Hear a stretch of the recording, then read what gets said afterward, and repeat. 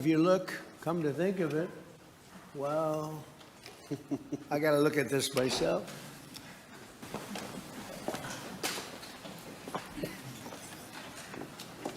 Wow. What a view.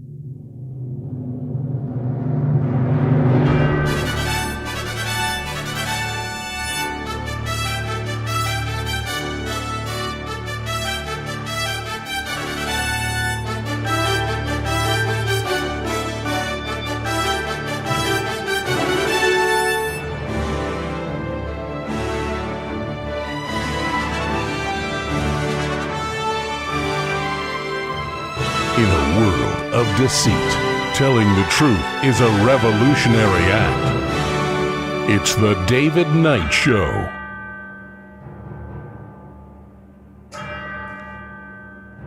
As the clock strikes 13, it's Wednesday, the 20th of May, year of our Lord 2026.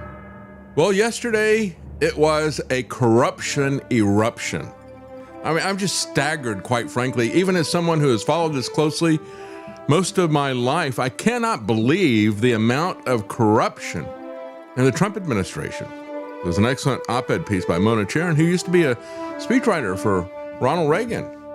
Used to have ads on Rush Limbaugh for her, and she's talking about how unbelievably corrupt the Trump administration is. I mean, this slush fund of $1.776 billion, and we're going to talk about how that is set up, who administers it, and the deal that was put in quietly saying the Trump family will not be audited by the IRS forever. How about that?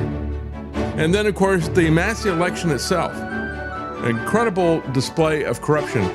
As I've said before, when you look at the amount of money being spent on these elections, it is a metric of corruption.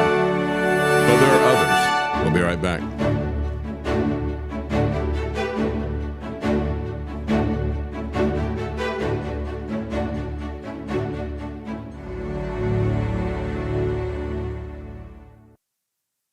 Yes, the MAGA people are bragging about Trump winning. I saw this morning.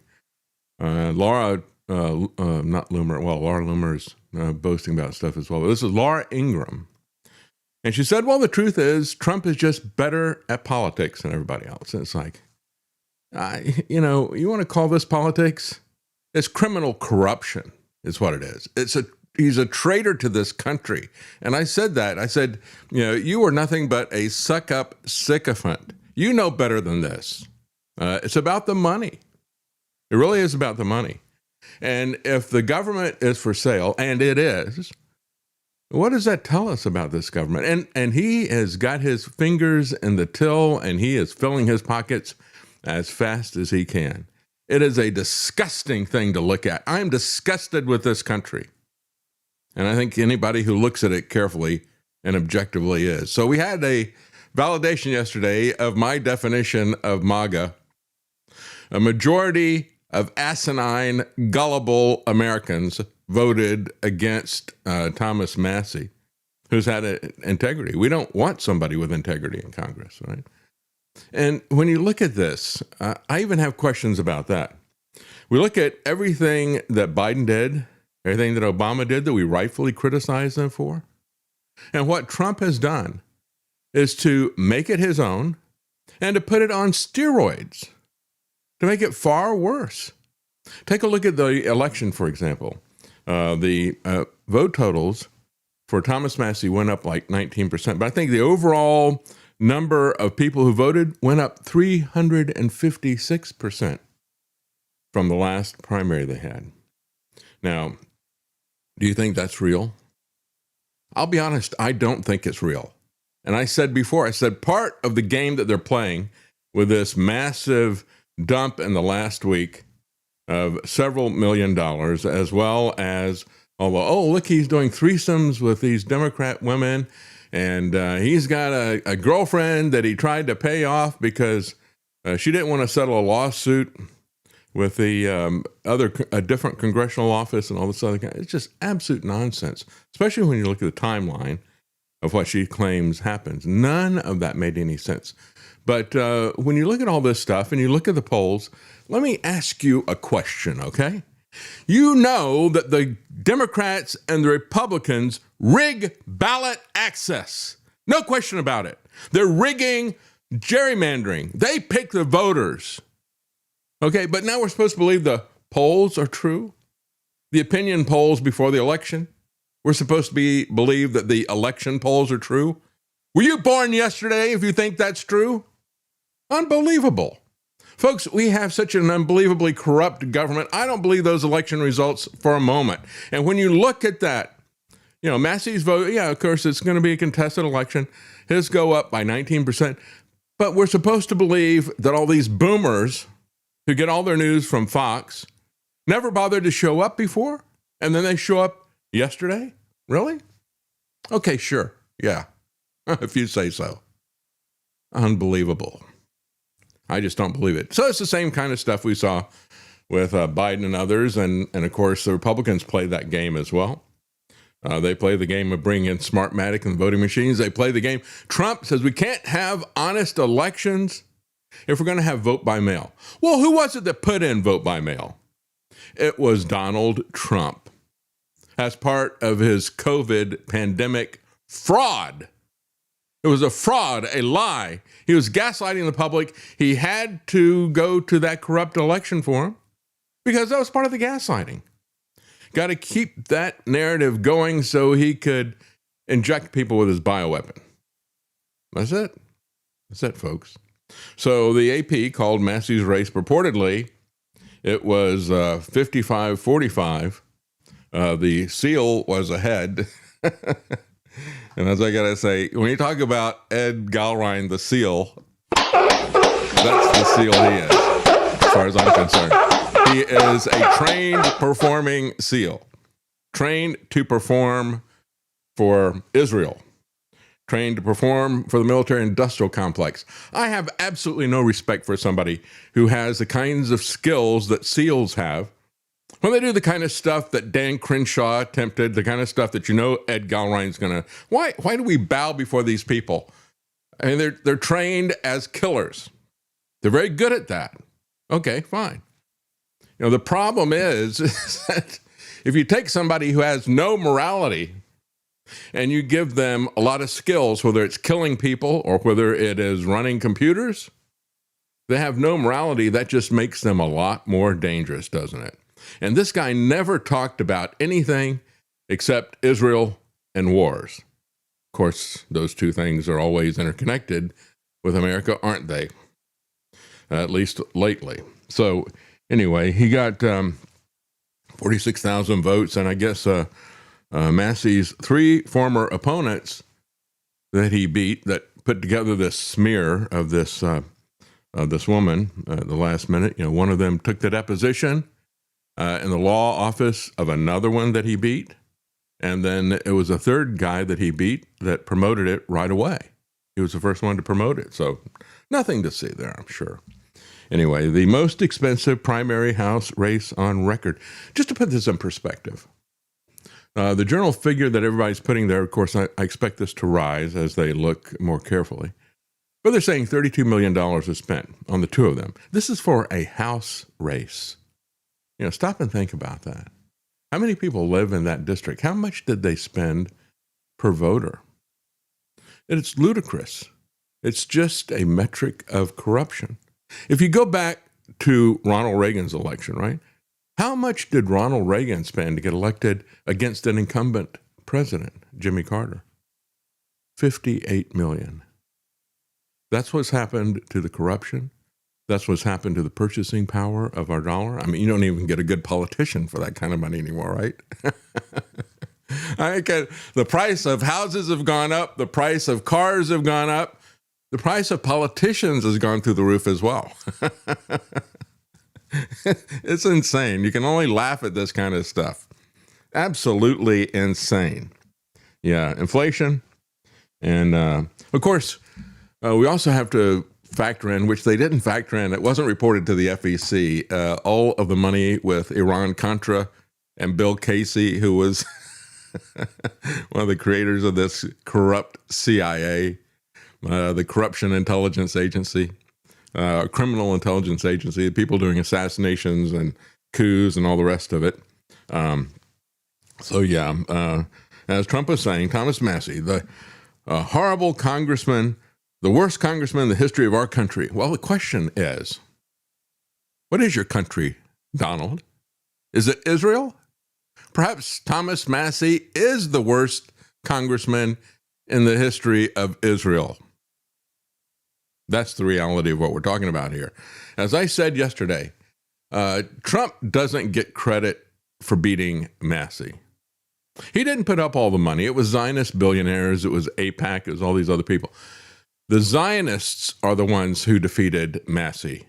It was never about Trump versus Massie, in spite of all the mainstream media nonsense and most of the other commentators out there. This is a revenge tour of Zog, the Zionist-occupied government, against Thomas Massie. And Zog won. Wasn't that the name of the villain that Buzz Lightyear was fighting against? Zog, wasn't it? Zurg was his Zurg, name. okay, all right. But it's close.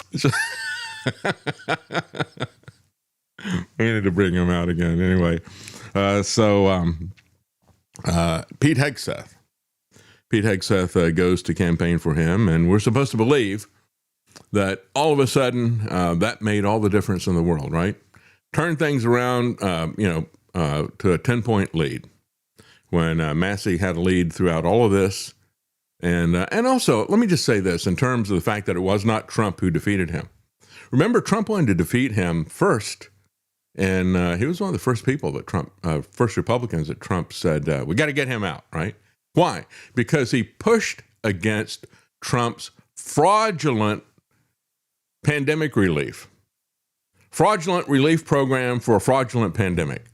And we see how rife that was with corruption. As a matter of fact, I can't remember the guy's name, but I interviewed a guy who was hired by the Trump administration to audit the votes. And he said, because that's what he did, and they had contacted him about that bailout program that Trump was doing as he threw us into a mini depression. And he said, this thing is just going to be rife with corruption the way it's set up. And they said, well, we haven't had anything happen yet. Because we haven't even started the program yet. This is just your proposal. And that's the absurdity that comes from the Trump people. And of course, we saw how corrupt it was. And so Thomas Massie pushed against that. He said, we can't do $3 billion universal basic income welfare program, which is what it was. It was moving the Overton window toward universal basic income. What? Let's see what happens. Let's run a test. Let's see what happens if we take jobs away from everybody. In this particular case, we'll say you can't have your job because you got to stay home because of this imaginary virus that's everywhere. And so let's take everybody's job and then see if we can pacify them with universal basic income. Well, it worked like a charm, didn't it? Everybody loved their STEMI check. And boom, just like that, they realized that when they take everything from us with whatever manufactured crisis they're going to do, they'll be able to pacify the vast majority of Americans. They got exactly what they wanted out of it. Well, Thomas Massie didn't like it because of the budget-busting spending that was happening. And so he opposed it. And furthermore, he made all of the members of Congress come back to vote on it in person, which they really hated because some of them may have actually believed the hype about the pandemic. They thought they're going to die, right? He knew better, and he did a great job, a great service showing people that they weren't going to die. I remember when this stuff really began, like back in March or something of 2020, they had C-SPAN. And they, not C-SPAN, it was what was it? CPAC, sorry. I get one boring thing confused with another boring thing. So they had CPAC, all the conservatives there, and all these conservative politicians show up to speak to people because it's an election year, 2020. And then they say, oh, we had some people who were there. They tested positive with a Fauci PCR test. And all the left was like, yay, all these conservatives are going to die. Nobody got sick. I mean, you got people in the kind of health condition that these aged senators like Mitch McConnell are in. None of them got sick. None of them died. It was nothing at all. But they were going around getting their PCR tests and thinking if they got a positive, oh, see, I've got COVID. And look, I survived it. You know, that's what we hear from some of them. But Thomas Massie made them come back in and vote. Because of that, Trump put him on blast. We're going to primary him out. Trump was not able to primary him out in 2020. Trump wasn't able to get rid of him in 2022. Wasn't able to get rid of him in 2024. There wasn't the Zionist who got involved in this, folks. And I'm telling you, it was his opposition to their war. It was his opposition to their owning Congress. That was what made it necessary for them to get rid of him by hook or by crook. And as Jonathan Pollard said when he was talking about using nuclear weapons against other countries in the Middle East, he said we have to make sure they understand that there is nothing that we won't do. If they understand that there's any limit to what we do, we've lost. Well, I think you've done a pretty good job of showing people there's no limits to how low Israel will go. Yes. The video of him saying that is in the deck. Yes, I know. I've got it. I'm not going to play it just yet. I want to get some of this other stuff out of the way. So anyway, he said, you can tell them ahead the polls, and they're desperate. That's why they're sending the Secretary of War to my district. That's why the president's losing sleep and tweeting about this. It's why AIPAC has dumped another $3 million into the race over the last weekend. They already had a record amount. And so, as I pointed out, you know, in the last week, they bumped it up by another 50%. Again, when you look at the public opinion polls that they took, they're supposed to believe that all of a sudden everything got turned around because of Hegseth visiting, I guess. I just don't buy it. And I especially don't buy it when you look at the voter turnout numbers that are there. I think there's some stuffing going on it. And I don't think it's just money into the pockets of politicians. Yes. DG8 is pointing out there was 40 people at the Hegseth speech in Kentucky. Yeah, that's right. Yeah, where have we seen that before? You know, you see these politicians and nobody should. And let me tell you something. I have gone to rally after rally as a reporter.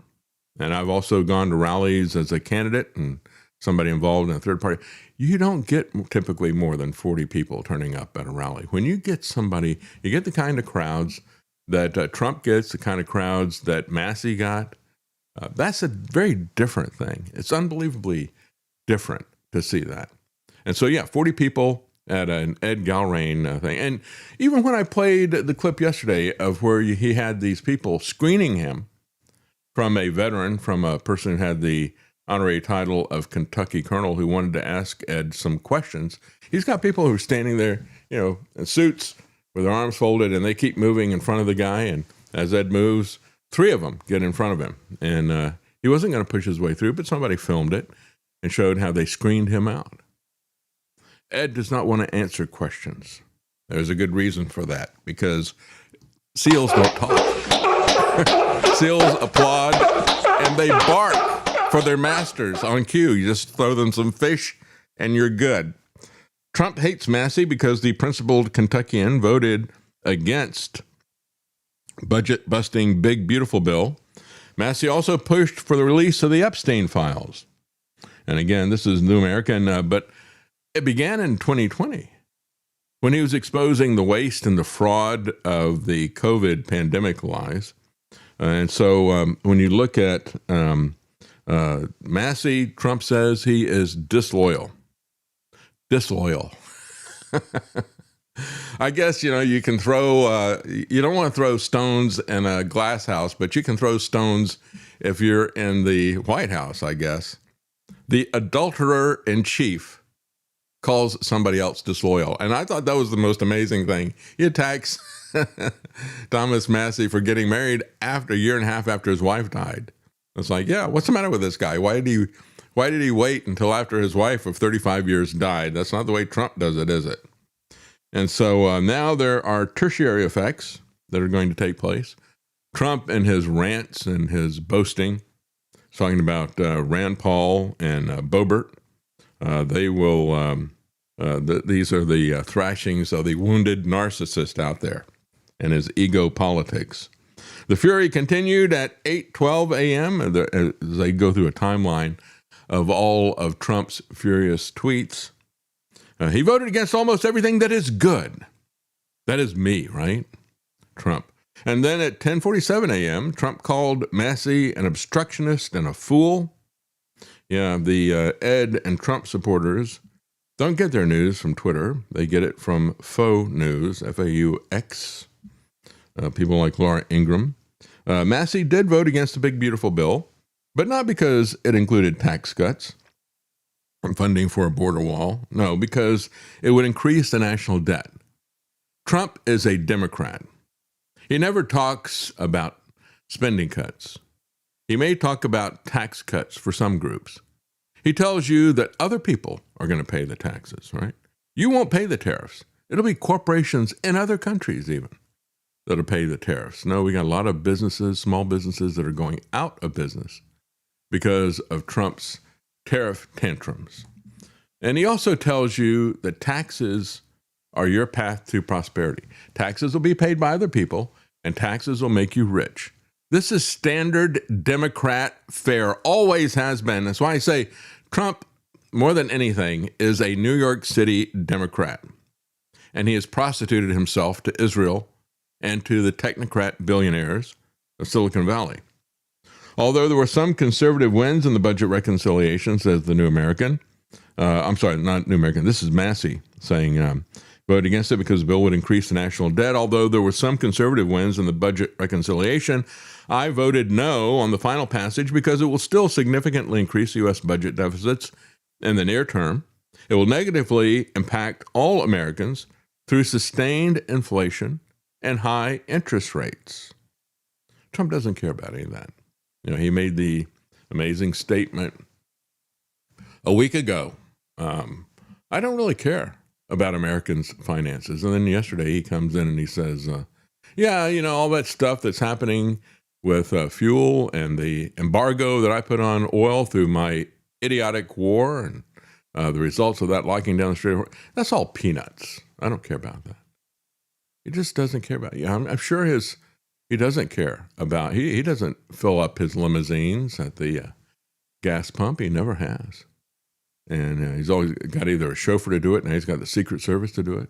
He's always had big limousines, he's always had private airliners, not just a private jet. He has an entire, something you'd have 100, 200 people fly on. That's what he does. And now he's got the Beast that taxpayers pay for. It doesn't get a certain number of miles per gallon. It gets gallons per mile. It's more like an Abram tank. And that's basically what it is, because the presidents of this country are so despised by everyone in the world, including Americans. They have to travel around in a tank with a small army to protect them because of the ill will that they create everywhere. So these guys, just like Trump, Ed Galrein has been told, don't debate. They know these guys can't handle a debate. They just give them some talking points, let them regurgitate those talking points. If they were actually to get into a debate, you would see just how empty they are. And they don't even understand what they're doing. As a matter of fact, you see that with Trump all the time.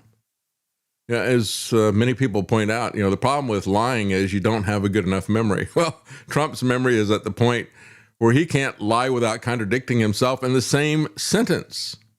But if these guys were to get in and to start debating on some of these issues, like whether or not the big, beautiful bill was a good deal for the American taxpayer and for the American country, you would see just how shallow his understanding is. You'd see how shallow Trump's understanding is. So these guys who are put up as placeholders, as avatars for the billionaires who own them, they're told not to debate. Trump didn't want to have any debates. Biden didn't want to have any debates. Ed Gallrein doesn't want to have any debates. And this is one of the reasons why MAGA is constantly surprised. Well, wait a minute. I thought Trump stood for this, and look, he's doing exactly the opposite. Yeah, it's because Fox News will do a much better job of selling you as a candidate than you can. That's right. Through your lies on the podium. That's right. You can get Laura Ingraham to sell this stuff and all the rest of the people on Fox News. As the Courier-Journal of Louisville reported, Gallrein left the GOP after Trump was elected in 2016 to become an independent. Then he returned to the party in 2020 after Biden was inaugurated. Well, I would say after he was selected, right? And so, you look at that election that they're so upset about.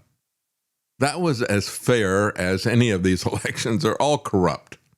None of them are honest. Marjorie Taylor Greene said there were only 4 of us Republicans that signed the discharge petition to force the vote to release the Epstein files. Trump has come after us one by one ever since. If that isn't a confession of guilt, it's as close as you will ever get from Donald Trump to confessing to what we all saw, that he was Epstein's best friend and party pal for over a decade. The president told Speaker Johnson not to allow the vote to happen, and he did his best. Remember, they take pretty much the entire month of August off every time anyway. And Johnson shut it down early to keep there from being a vote. And then he refused to open up and said, well, it's because we got to shut down. Well, that's never stopped them before. That doesn't have anything to do with their pay. They've always met, even if there was a shutdown. He didn't want to seat the Democrat who had gotten elected in a special election because that was one more vote to release the Epstein files. So Mike Johnson, at the behest of Trump, humiliated himself. I mean, you could tell this guy, go stand in the corner and pee in your pants in front of everybody, and Mike Johnson would do it. You do it out of fear, quite frankly. It was only when all members of Congress had to vote on the record, only then did Republicans finally find their intestinal fortitude to do the right thing and vote yes to release the files. Until then, they were absurdly obedient to the president, who was doing everything in his reign of terror, said Marjorie Taylor Greene, to hold them back. Yeah, it was absurd. It was futile, what Mike Johnson and Donald Trump did. And if ever there was a confession of guilt, that is the closest you'll ever get from Trump, his actual actions. And so some think that Massey, says the New American, became a top priority target for defeat by the Israel lobby last year when he told a podcaster, and that would be Tucker Carlson, that every GOP congressman has a babysitter from AIPAC. And the lobby expects congressmen to write pro-Israel propaganda. I disagree with that. I think it was his principled opposition to the Iran war. Everybody already knew that all these congressmen have a babysitter. That wasn't anything new. But this war is what they want. Well, let's not forget that Israel, and especially Mossad, had a connection to Epstein and to Ghislaine Maxwell. It's a question of whether or not Trump will pardon her. It's not a question of whether or not he'll do it, but when he'll do it, okay? He pardoned Jonathan Pollard, the worst traitor and spy. Well, actually, he didn't pardon him. They paroled him, let him go back to Israel. But still, the fact that he didn't have a problem with that because Miriam Adelson flew him back on her private plane. And Netanyahu is waiting at the foot of the steps to greet him. And Jonathan Pollard gets down on the ground and kisses the ground there in Israel. And so does Miriam Adelson right next to him. When you look at that. Yeah, he did it for Bibi. He did it for Miriam. Trump did. And when you look at this war issue, I really think that is the issue. It's amazing, really, when you stop and think about how much alike Netanyahu and Trump are. Both of them have a long list of corruption charges brought against them by their own people and their own government. And they both want war now. I mean, they have become mirror images of each other. Here's what Thomas Massey had to say about just before the voting yesterday. One thing I saw on Fox, they were saying, oh my goodness, we're ready for war. We're about to restart this war. We were supposed to restart this war today, but we can't restart this war today. The war can't start today. They said we got to wait a day. And then it occurred to me, where was the Secretary of War yesterday? He was here. Listen. Wait. No, look on the bright side.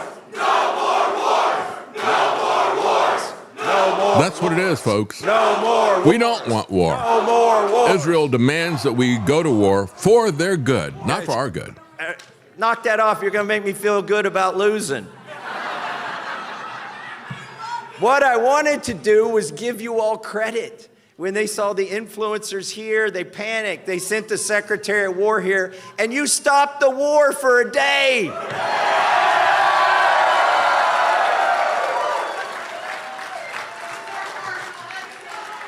All right.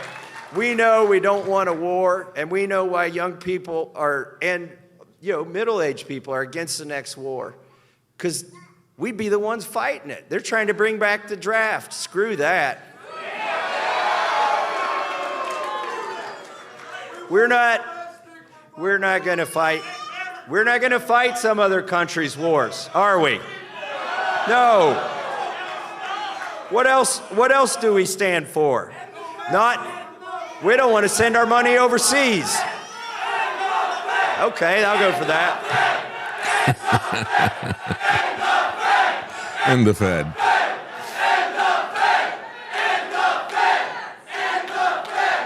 And don't just stop with the reserve. I've got a bill to do that. I've also end all got a the bill Fed. to end the ed in the Department of Education. Rand Paul says he wants to pass a law that you need one day to read 10 pages of every bill. I asked Rand, what are you going to do about my bill that's one sentence long to end the Department of Education? That'd be like 5 minutes to read that bill. By the way, Got to pass you the know bill how to many find out what's in pages it. Epstein Files Transparency Act was? 2 pages. We're tired of meddling overseas. We can't afford it. Our empire will collapse if we keep sending our money to other countries. I never picked a fight with the country that's tried to take me out here because I've never voted for foreign aid to any country. We got to take care of America first. America first. America first. America first. America first. America first. By the way, you remember that organization that Klaus Schwab started called the World Economic Forum? They said you should eat bugs. Do you want to eat bugs? They said you'll own nothing and be happy about it. You want to do that? Well, guess what happened? Guess what happened to Klaus's CEO?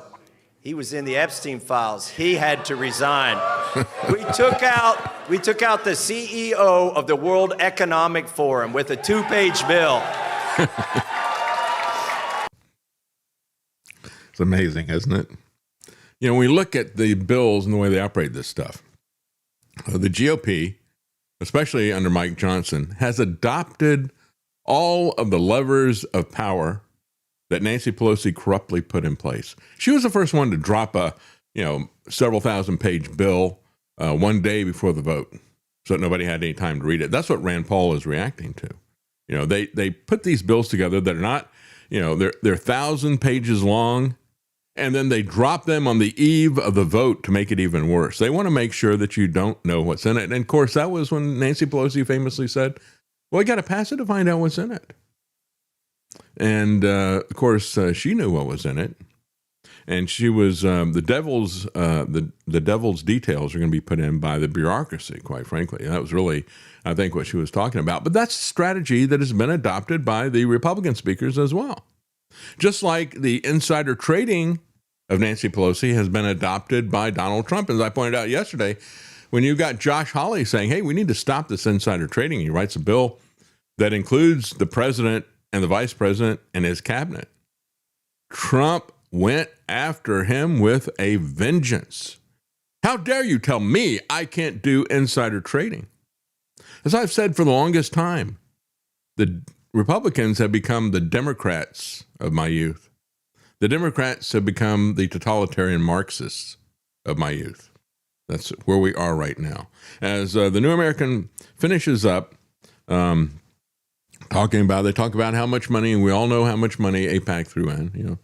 Over $15 million was thrown in by the Israeli lobby against him. That's That an in old and of number. itself would be an abomination. I'm sorry, what? And that's an old number. I've seen Yeah. 35 million quoted or 32 million. I'm not Well, they sure. dropped in. They dropped in the vast, at least a third of that was dropped in the last week of that total that's there. But I think the 30 million. I think that is a figure that is combining what the two of them did. But he didn't have anywhere close to the amount of money that Ed Gallrein did. So I think probably he's going to wind up being more like 25 million once they quote that in there. And then the rest of it, like 7 million or whatever will be Massey's people. He did a massive money bomb, got $1.3 million. The next day, you got an Israeli billionaire who writes a check for the same amount. One person erases the contributions of all those other people. As New American pointed out, he has Trump says he votes for horrible things, like freedom and the Constitution, things like that. He has a lifetime rating of 99% of the New American's Freedom Index. He also received a 100% grade 4 different times. He has never been evaluated below 97.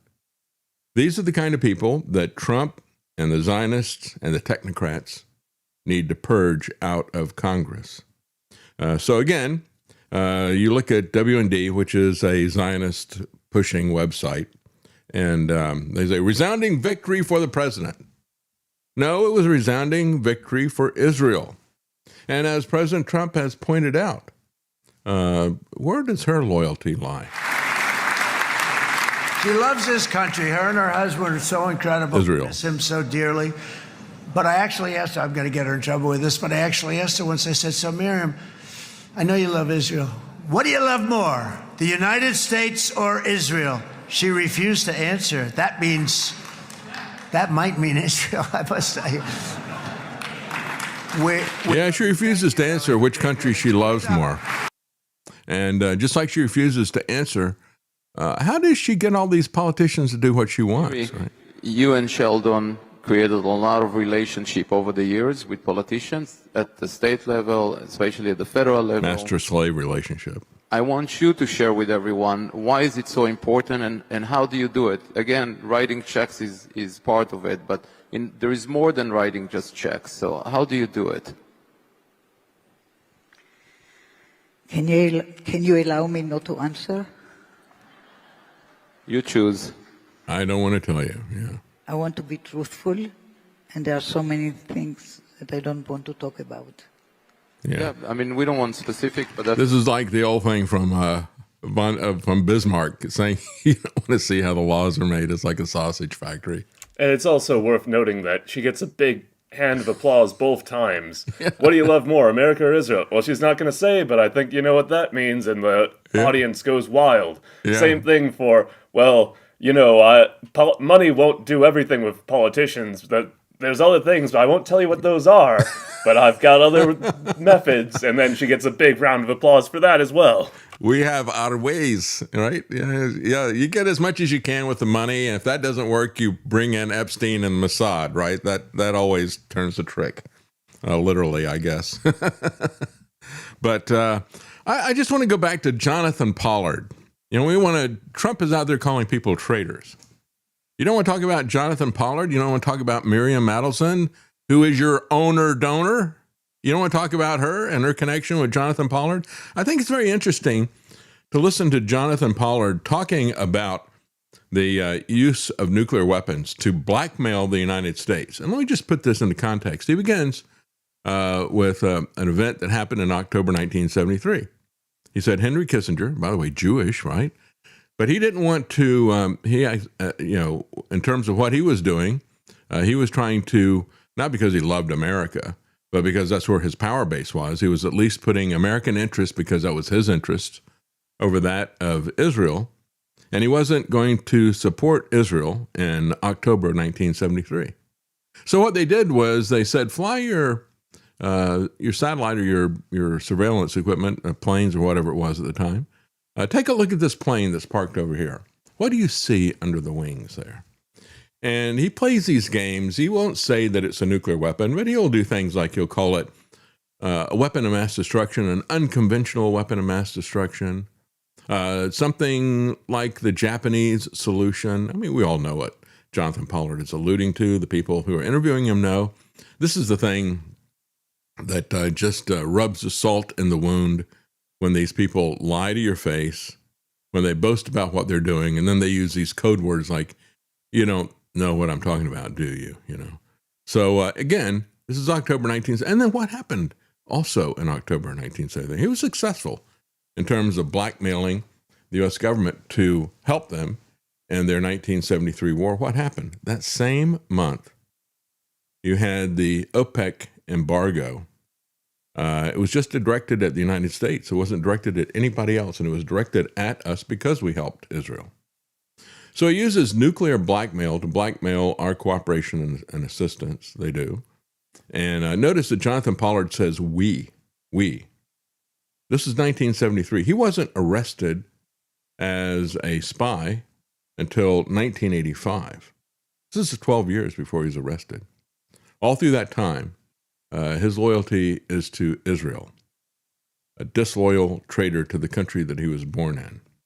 And so they blackmail us into that, and the response from OPEC, directed only at the United States, still had a global impact. It set off inflation in terms of energy prices and all these other issues that happen, economic hardship around the globe. And it was only about 15% of America's oil supply at the time. Now Trump, having been prodded into yet another war in the Middle East by Israel, sets off the Trump oil embargo, which would be much worse than the OPEC oil embargo, because closing the Strait of Hormuz has stopped 20% of the global supply. And so this is what they've been doing to America for the longest time. Here's the clips. Israel had such power, and rightfully, over Congress, and now it doesn't. What do you love more, the United States or Israel? She refused to answer. That might mean Israel, I must say. My father raised me never to Moser another Jew, never to betray another Jew. If it were in front of a kosher bed din, as my father said, that was one thing. But in front of the Goyim, no. That's Put us. Iran back into the Stone Age. How? How would they do that? What are you suggesting? Well, I've written quite a bit openly here about what we should do. The first thing is an electromagnetic pulse strike across Iran. If the enemy understands that there are limits past which we will not go, they've won. So you think it's cause rationale for another Japanese response? Japanese response. Yeah. Yeah. Let me bring you back to That's how they use these October euphemisms. 1973, during the Yom Kippur War, when Henry Kissinger instituted an arms embargo against us. He stopped the aerial resupply of our army at that point to extract diplomatic concessions from us. And what happened? What happened was an A-4 Skyhawk was parked at Tel Nof Air Base with some interesting weapons under its wings. And we told the Americans, take your eye in the sky and take a good look at the airplane that's on that runway. And the next day, the airlift started. So the guy that I was talking Which airlift? to Israel, the arms air. So in other words, we threatened Weapons. their We threatened to use unconventional weapons. I'll leave it at that. Yeah, right. Yeah. Yeah. Nuclear blackmail of the United States. Give us weapons or we're going to nuke Egypt, nuke the whole Middle East there. And so they do. And so then OPEC strikes out against the United States as a result of that. Israel doesn't care at all about us. This racist ethnic state only cares about their racist people. It's just like Nazi Germany. They have become exactly what they fought. You know, we are the master race. All the rest of you are goyim. You're subhuman. We can betray you. We can steal from you. We don't care. That's what this is all about. The rift, says WND, between Trump and Massey escalated in June 2025 when Massey argued that the Trump strikes in Iran were unconstitutional. Well, there was already a rift. Again, the rift went back to Trump's pandemic fraud. And then it escalated over what? Over Israel, over Netanyahu's obsession with Iran, saying that it was imminent for over 30 years. And of course, Trump is still saying, and Hegseth is still saying it's imminent, even though at the same time, he said it's nothing other than a PR event to go back and get the stuff. It's all under rubble, and we've been watching this, and nobody has gone close to it. Well, if nobody has gone close to it, it's under rubble. How could you say that it is an imminent threat? Which means that you are obviously in violation and knowingly in violation of not just the constitutional requirement that Congress should declare war, but even the weaker version, the War Powers Act, that says that you can go to war for 60 days if there is an imminent threat. It doesn't say that the president can go attack or kill anybody that he wants to for 60 days, and then he's got to get Congress's permission. No, there has to be an imminent threat. Well, the imminent threat was supposed to be the nuclear weapons, but Trump is saying there still isn't really any threat. We really don't need to go there. It'd just be a PR thing, but I'm willing to kill a lot of people in order to do a PR stunt. Yeah, we noticed in 2020 that you're willing to kill millions of people. And so when you look at what Israeli propaganda has gone from, after they began the genocide in Gaza, they have had to increase their propaganda spending by 100 times. Instead of around 7 million, they're now up to 730 million in terms of propaganda. Yeah, they will do whatever they need to do to keep up their agenda of war, murder, and theft of land. So in the last days before the election, they dropped these lies about Massey's ex-girlfriend. They're capable of doing anything. These are the people who ran the Epstein intelligence honey traps, blackmailing other billionaires. So Massey loses, as Reason points out, proving that deficit hawks and foreign policy doves are not welcome in Trump's GOP. That's what it has become. It is Trump's GOP. And they are guarding our pedophiles. Or we could say guarding old pedophiles. They're not my pedophiles. I have absolutely no interest in these people. It further solidifies Israel's firm hold on the Republican Party. Now, Reason says it further solidifies Trump's firm hold on the Republican Party. I think, as I said before, Trump wasn't able to get him out in 2020, 2022, 2024. But Israel dumping in tens of millions of dollars into a race, and they're willing to do that to your congressional race as well. And oh, by the way, if there's anything in your background, they probably will blackmail you over that as well. They know about all of that stuff as well. So that's how they have ways other than just money that Miriam Adelson would not like to talk about. And various ratings systems maintained by groups such as the Heritage Action and Conservative Review, and I read to you the John Birch Society's Freedom Index, where he has a lifetime average of 99, Thomas Massey did, never below a 97, and he has had a 100% rating 4 times when they have evaluated him. But this is Reason talking about Heritage and Conservative Review that said he has always been an exemplary congressman. Well, again, there is no need to excuse his betrayal of the Constitution, of Trump's betrayal of the Constitution, because even his own promises, he says it's like playing 5D chess. It's now being liked by Trump as the only test that matters. Gal Ryan passed that test. He defended Trump's war in Iran as part of 5D chess, an effort to reset the entire global power structure. Let me ask you this. Maybe that's one of the reasons why Ed didn't want to go on and debate people. He doesn't seem too sharp, does he? Think about what he said here. He's playing 5D chess. What is the purpose of playing 5D chess? In order to reset the global power system. The global power system was set up with the U.S. at the top. If you're going to reset that power system, as we see that happening in Iran, and we've talked about what is happening to the U.S. power structure in the Middle East and Europe, if that's what your concern is, if you want U.S. hegemony, if you want a U.S. empire, we already had that. Why would you reset that?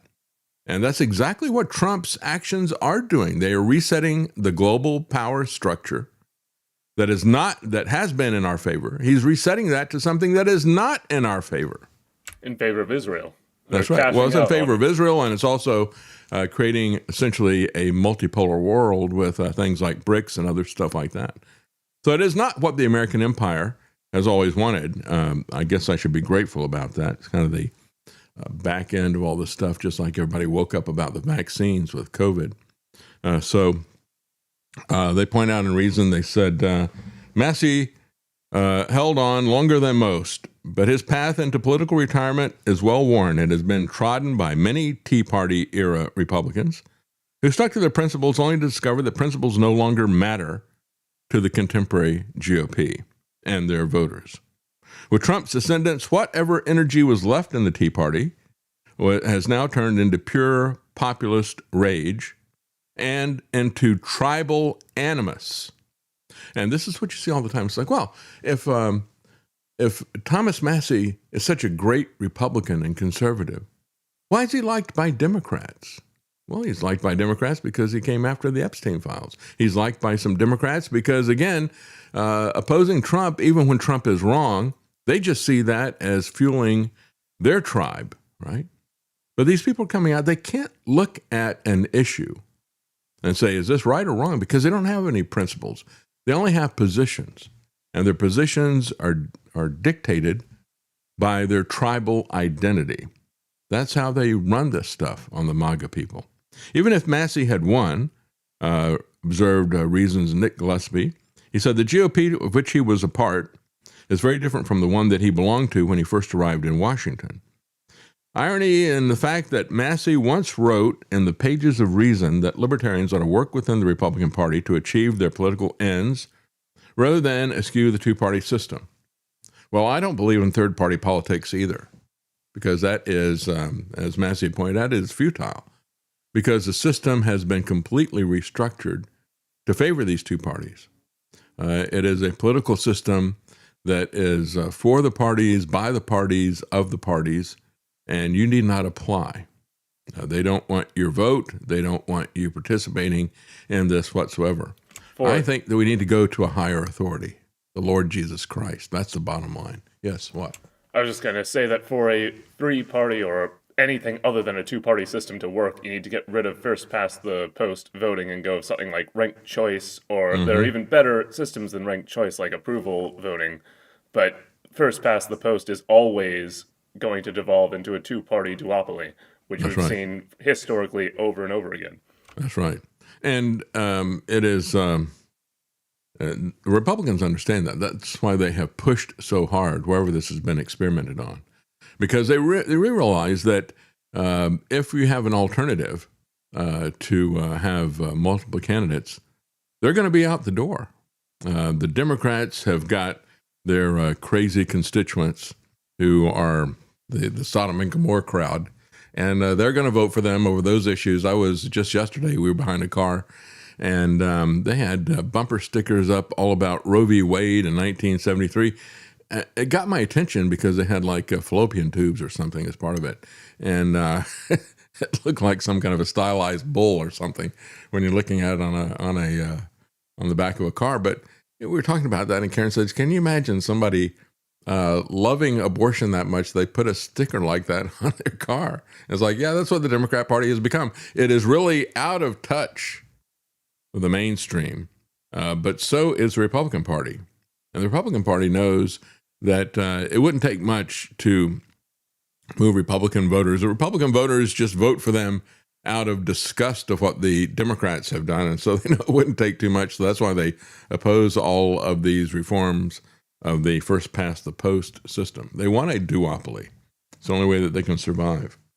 He worked his way up in the House to land a coveted seat on the powerful Rules Committee until being removed last year.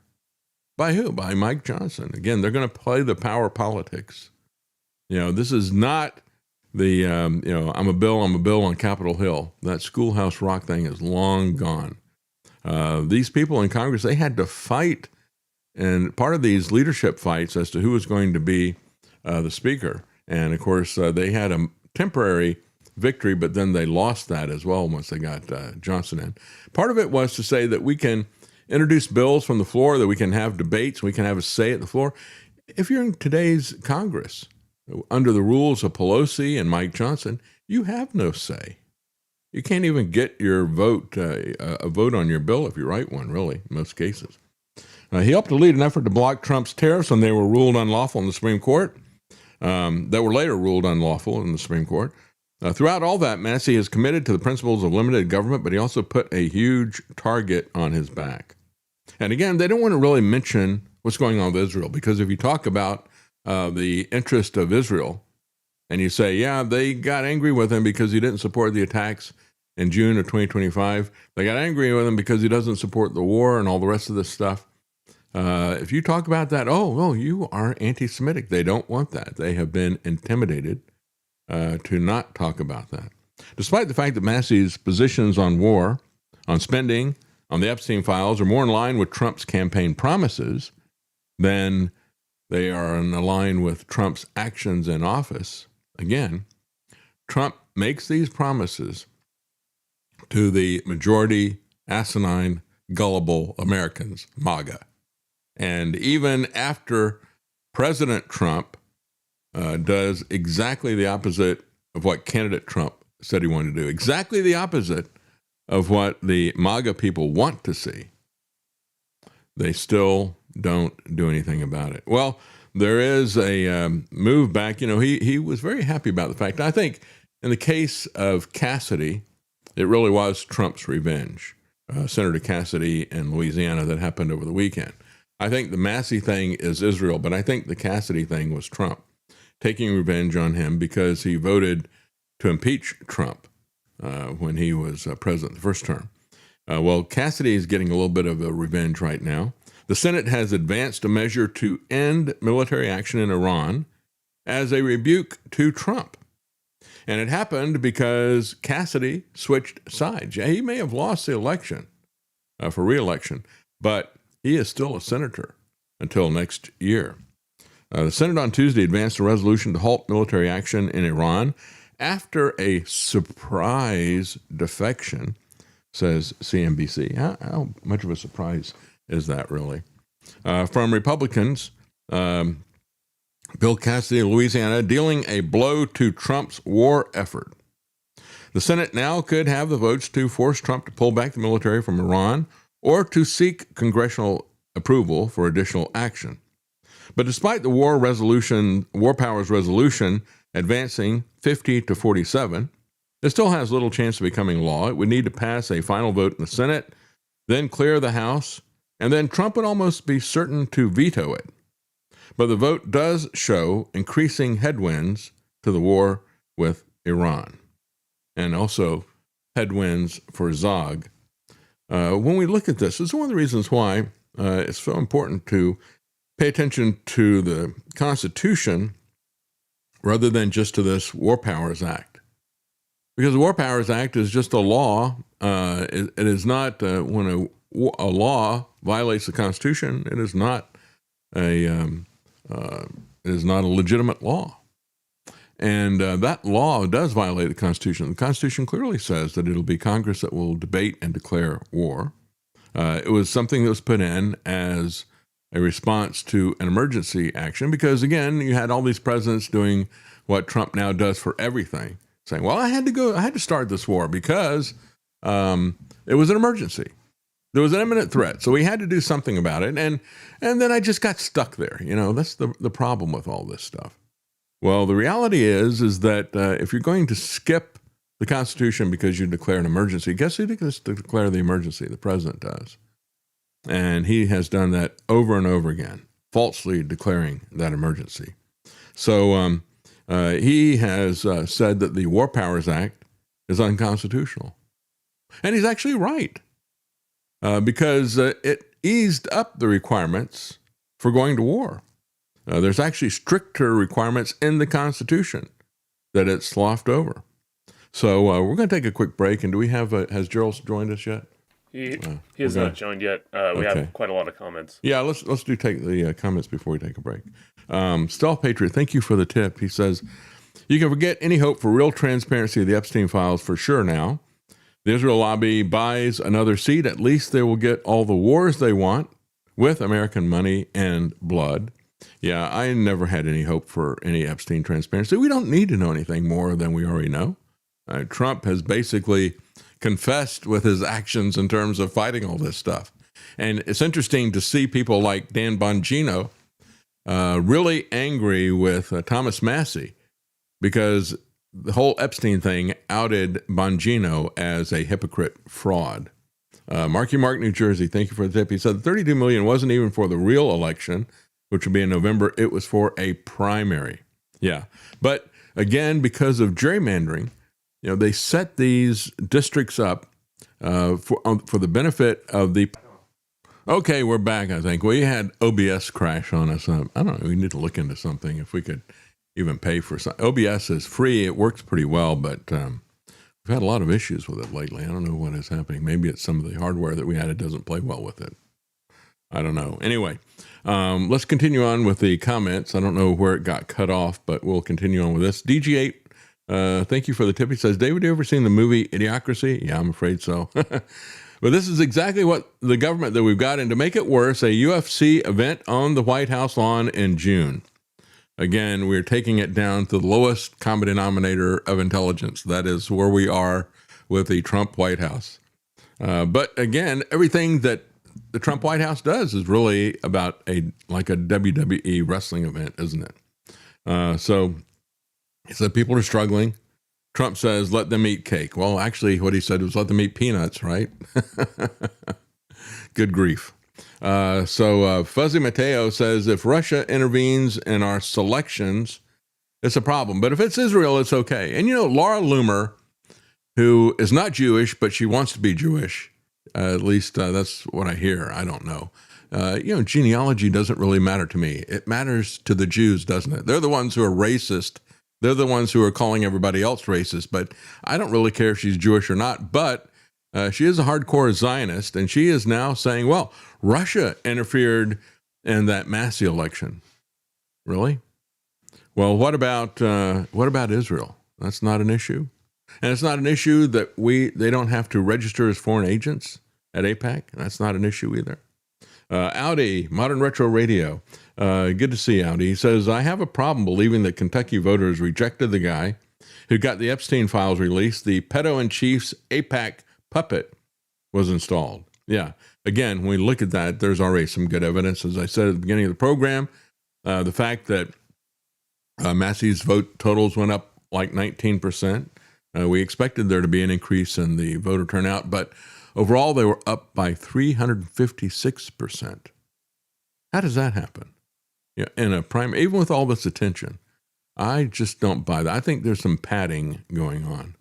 DG8 says, thank you for the tip. He says, David, Ohio Congressman Warren Davidson was boots on the ground in Kentucky for Massey. I'm sure he'll be in Trump's crosshairs as well. I'll be definitely voting for Davidson this term again. Good, yes. He said, David, it was proven yesterday that elected congressmen no longer go to D.C. for their constituents. No, you got to be there with the president, for the party, and to hell with the common folk. That's right. And all that matters is that you serve the interests of war. War is the lifeblood of the state, always has been, always will be.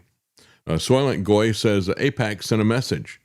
Oppose Israel and lose your seat in Congress. Yeah, it was AIPAC versus Massey, far more than it was Trump. Again, Trump had opposed him for a very long time over a number of issues and not able to get him out. Owen61, thank you very much for the tip. Appreciate that. And there's Guard Goldsmith. Good to see you, Guard. Liberty Conspiracy says, exactly, David. The aged voters who haven't participated in years suddenly emerged from their cages. Their caves. I'm sorry, not cages, but from their caves. That's right. Bronx Stomper 111 says, Galrein barely won his home county. I know several people who live there, and they are not fans. All the farmers around there know Ed. He hasn't worked on the farm in years, and it upsets them that he's claiming to be a quote-unquote farmer to the uneducated city people. 30 years in the Navy, Ed is an order follower. He's a hired killer, folks. If you've got this massive, impressive resume that you can't show people, it probably means that you were going out assassinating people, starting coups on orders from the government. I have no use for people like that. I don't care how skilled they are with a weapon. That makes them only more dangerous if they have no morality, if they'll just take orders and do anything. And again, if it's something that's not criminal, why don't you tell people about it? This is the fallacy of the national security state. They have to classify everything to protect themselves. And we have seen this, started out with the CIA declaring national security so they could protect themselves, and they did coups and assassinations. And then we've seen this corruption trickle down, and the rotting fish rotting from the head down. It has gone down to the lowest levels of government. I'm sorry, I can't talk to you about this. You're not allowed to know anything about this. I see this all the time when I would engage people in person as a reporter. I can't talk to you about that, and they would say they had, privileges and government privileges. Well, they couldn't say that it was national security because these weren't things that were national security. But that's the attitude of everybody in government. I can't talk to you about it. Why not? Because I know and you know that what you're doing is illegal, it's criminal, and that's why you don't want to talk about it, but you invoke privilege to keep it quiet. The Front Porch Media says smoking gun for election fraud is when the winner won't debate. That's right. DG8, not only did Trump pardon Pollard, Mike Huckabee met with him just recently. That's right. And the guy who brokered the deal between them was Mark Levin's son-in-law, I think, or son-in-law, who brought them together. And it's kind of interesting when you see Jonathan Pollard say, well, we need to do everything. We need to just completely destroy Iran, calling basically what Trump repeated, saying, I can wipe out their civilization. I can do it in no time at all. That's exactly what Jonathan Pollard is calling for. He wants to use nuclear weapons. He wants to play all these games and say, well, it was an unconventional weapon of mass destruction I'm talking about. The Japanese option, wink, wink, nudge, nudge. Well, we know what he's talking about. And we know that Jonathan Pollard was selling this. And then that was picked up and repeated and echoed over and over again by Mark Levin, by Ben Shapiro.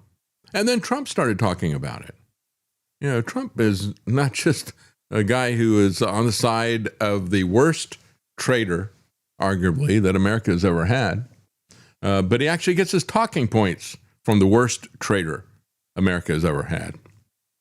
Southern Citizen says Trump, with the lowest approval rating in history, is supposed to have influence on endorsements. I call BS. That's another good point. Yeah, this is, I missed one that you just scrolled up on there, I think. Yeah, there we go. Narrow Way, Narrow Gate Ministries. The question is, who will become the next target of Trump now that Massey is gone? Who will be the next designated pain in the rear to Trump? Yeah, we'll see. We'll see. It's all about Trump. DG8, Massey should run as an independent for that seat. That's the worst that can happen. What's the worst that can happen? Both he and Galrein lose. I agree with that. That'd be a great move, except I don't think he wants to lose twice. I think he's thinking about running for president in 2028. You've had people like Jack Dorsey push that. He was hinting at it as in the speech last night. He said, well, what should we do about 2028? And kind of smiling and laughing, inviting the crowd to cheer him on to run for president, and they did. So I don't think that he wants to do yet another race for that. Again, it'd be another expensive race, and on a national level, I think he could compete, but we'd have to wait and see. Gard Goldsmith says Trump literally had his friend Sheldon fly Pollard to Israel on Sheldon's private jet. Yeah, that's exactly it. You know, you see Miriam Adelson was there going down the walkway with him, and the two of them kissed the ground right at the feet of Netanyahu. It's disgusting. Absolutely disgusting. Pezzo Avante, 1776. How does anyone collect, quote, nuclear dust under the rubble? These war lies are laughable, and gullible Moggins will swallow it all. Absolutely right. Yeah, the nuclear dust. Isn't that funny? So but, you know, that's the talking point they have out there. And so, yeah, we have reduced their nuclear program to dust, but we still had to attack them because it was an imminent threat. You know, what were they going to do with that nuclear dust? You're going to throw it at us or something? DG8. David, imagine a household over $1 million in debt, the house in ruins, starving kids, giving money to people 10 miles down the road who live in a mansion.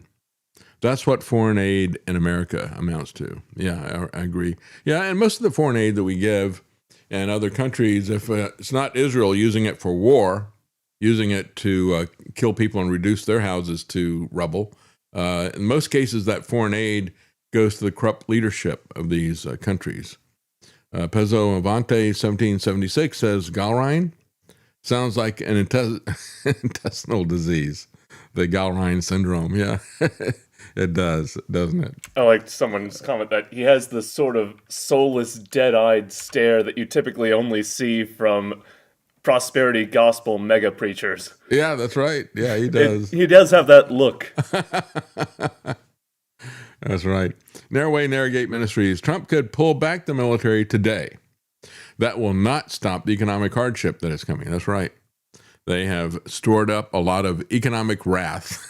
It's going to take a long time to unwind this. He has thrown all kinds of monkey wrenches in the supply chain, as well as, unlike the OPEC embargo, there's been a lot of production damage that has been done as part of this war.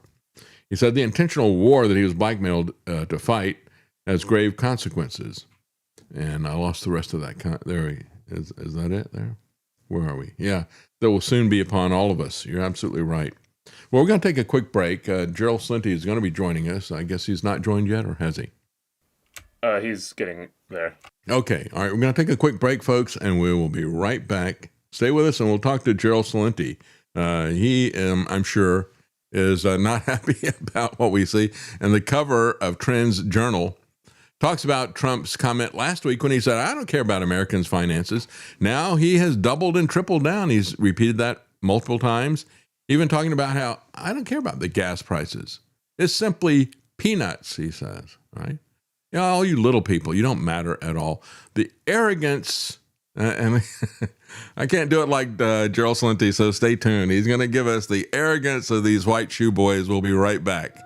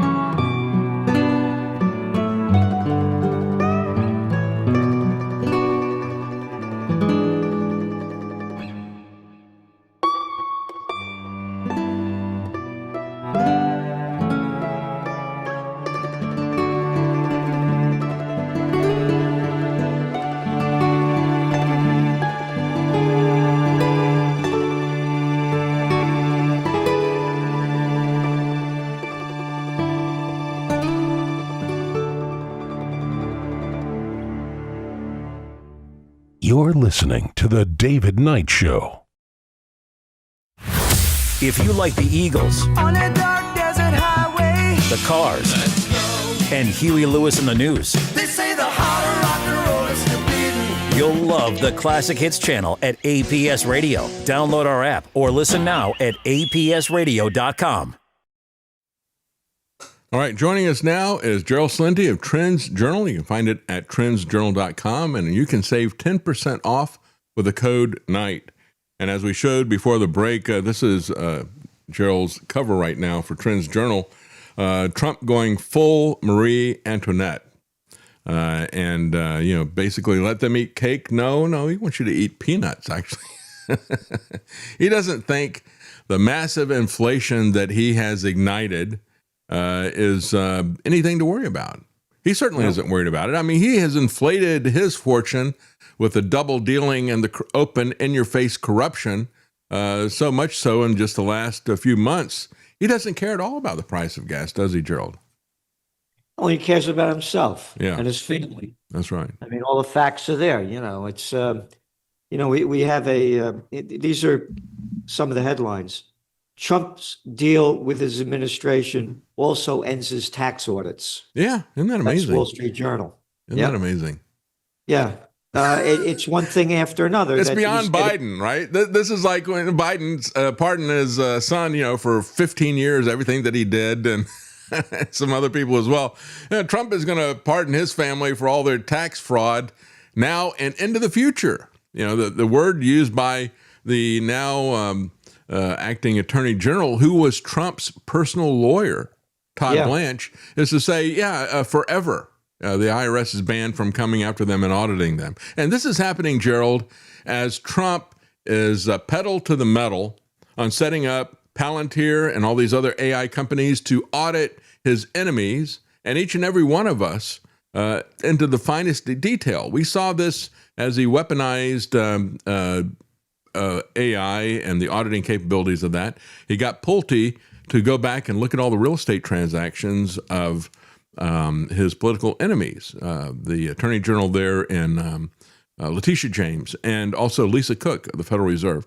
Go back and look at all their real estate dealings and said, 10, 15 years ago, you did a loan and you said it was going to be for your own personal use. And you didn't live in that house. So we're going to come after you for a crime. This is the type of way that AI is going to be used to go after his enemies, to go after each and every one of us, to look at everything we did in our life.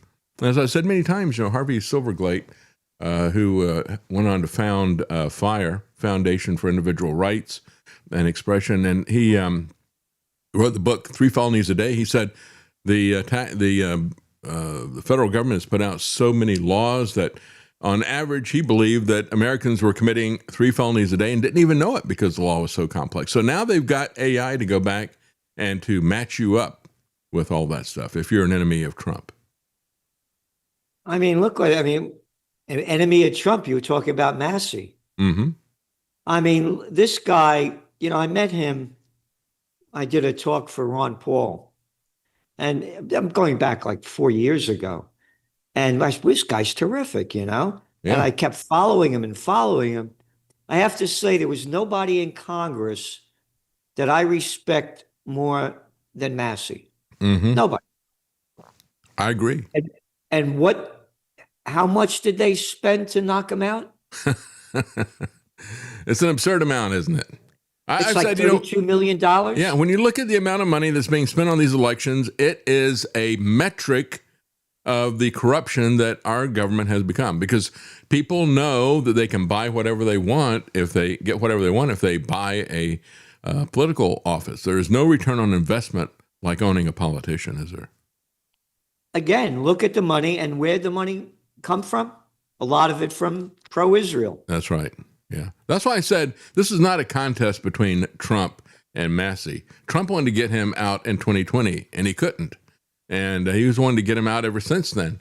But it's only after Massey started seriously opposing the war and started exposing Epstein, it's only then that Israel came after him. Yep. And they're the ones who came up with the tens of millions of dollars. Let's take a look at this corruption. I hadn't talked about this yet. And I think it's interesting to get a context for this, because what's the basis of this massive lawsuit? Trump sues his own government for $10 billion, right? And the basis for this was, you leaked personal information about me, my tax returns and other things like that. And that's the basis for this. But, there were a lot of people that had their tax returns leaked. As a matter of fact, they were targeted not because of politics, but they were targeted by this guy who was a contractor to the IRS. He wasn't an IRS employee. His name is Charles Littlejohn. And just to remind people, he stole these tax records and then released them. He did it for thousands of wealthy Americans to show that people were not paying taxes.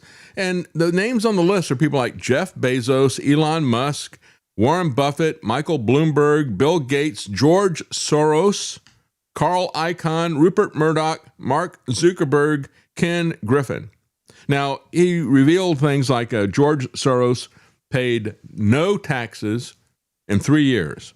Warren Buffett, very low effective tax rate, 0.1%. You had Elon Musk paid no taxes in 2018. Jeff Bezos paid no income tax in 2007, 2011. And so he was doing this to show how the rich are not paying any taxes. That was his political agenda. It wasn't focused clearly on one political party or the other. I mean, he's got Bloomberg, he's got Soros, he's got Trump. Trump is just one of many of them. But it was Trump who came up with a $10 billion lawsuit, totally out of any proportion to any possible damage that could have been done to him. And with that $10 billion lawsuit, he then settles using his employee, Todd Blanche, who's been his personal lawyer, now his attorney general. He says, okay, I tell you what, we'll settle for about $2 billion. How about that? And it's an outrage. And what's even worse about this, Gerald, is he set up this slush fund where they're going to have a committee of people, a committee that will be answerable to Donald Trump. I mean, it looks just like the Board of Peace, so-called. And they get to pick the people on it. They are going to not be held accountable, have to report to anybody other than him, and he can remove them for anything that he wants. And they'll be deciding who gets the money out of this nearly $2 billion fund. Isn't that amazing? Again, there's an article in this week's Trends Journal that Judge Andrew Napolitano wrote about, just what you're talking about, and how this guy that released it, by the way, they put him in jail for 4 years for doing that. Wow, yeah. And again, as there used to be this Italian guy, so you can't call me an anti-Italian because I didn't like Mussolini. Oh, but if you hate genocide, you're an anti-Semite. Yeah, got it? Anyway, the merger of state and corporate powers is fascism. Yep, that's right. His definition, right in front of everybody's eyes. That's right. This BS deal. And you're the clown boy that you mentioned. That's the IRS head over there that used to be Trump's lawyer. And now he's making this decision. Yeah. He's at the DOJ. He's the attorney general, and he's the one who wrote this one-page thing giving them immunity from any IRS audits. It's run by his former lawyer. It's just amazing. Todd Blanche. Yeah. In the document signed by Acting Attorney General Todd Blanche, the government said it is in quotes, capital letters, forever barred, all caps, and all caps, precluded, all caps, in quotes, from purchasing certain claims against Trump, his business, and family members. Wow. Yeah. The agreement specifically blocks the government from taking any action regarding tax returns that have already been filed. Hey, but every one of you plantation workers of slave land here, you pay your taxes. That's right. Again, these little arrogant pieces of scum, these billionaires that give nothing for peace, nothing to we the people, pay no taxes at all. But you don't pay. Oh my God, do they come after you? Yeah, that's right. Yeah. As Lance says, it's good to be the king, right? Yeah. Go back to Mel Brooks. It really is. I mean, he's feeling it right now. And I think what Blanche did was kind of a preview for what he's going to do for Ghislaine Maxwell.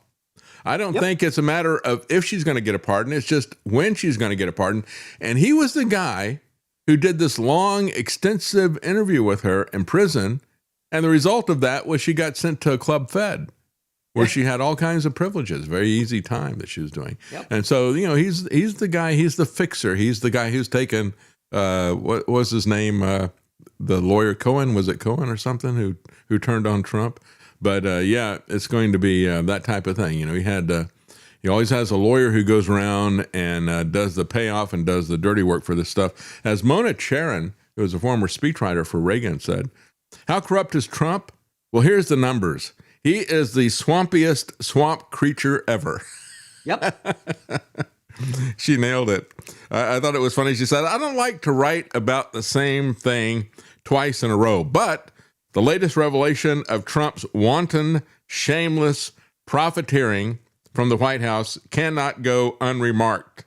She said, this is the Trump era, which means that if you blink, you'll miss another shattering example of unabashed corruption.